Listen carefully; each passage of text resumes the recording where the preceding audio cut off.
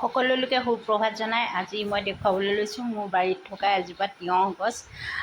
জেগা বহুত কম, সেইকাৰণে ফেঞ্চিঙতে এনেকৈ লগাই দিছিলোঁ, বাহিৰত জেং বান্ধি এনেদৰে। তিয়ঁহজোপা চাওঁতে চাওঁতে বহুতখিনিয়ে খালোঁ আৰু আজি দেখিছোঁ বহুতখিনি পাতৰ আঁৰত লুকাই আছে তিয়ঁহ। সেই ছিঙিবলৈ গৈছোঁ ৰাতিপুৱাই আৰু আপোনালোকক ভাবিছোঁ দেখুৱাওঁচোন মোৰ বাৰীত লাগি থকা তিয়ঁহ কেইজোপামান।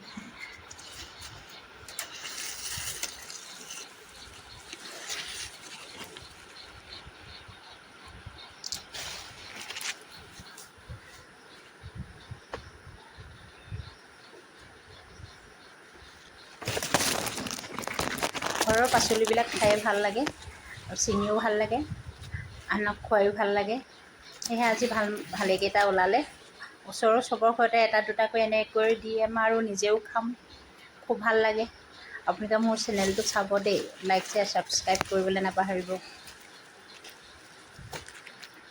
আৰু কেনেকুৱা পাইছে মোৰ তিয়ঁহজোপা আপোনালোকে জনাব।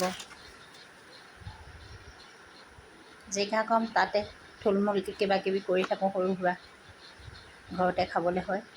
এয়া চাওকচোন কিমানখিনি ওলালে তিয়ঁহ। ওচৰতে ভোট জলকীয়া আছিলে, ভোট জলকীয়াও এনেকৈ ৰুই থৈছোঁ, মাটিটো ৰুই থৈছোঁ আৰু বস্তাটো এইবিলাক ৰুই থৈছোঁ। পকি আছে, তাৰে দুটামান ছিঙি আনিম। আগৰ ভিডিঅ'টো আপোনালোকক দেখুৱাইছিলোঁ মোৰ বাৰীত থকা ভোট জলকীয়াখিনি। এটা দুটা পকি থাকে আৰু এনেকৈ ছিঙি ছিঙি লৈ আহোঁ। কেতিয়াবা সৰহকৈ পকিলে সৰহকৈ ছিঙি লৈ আহোঁ।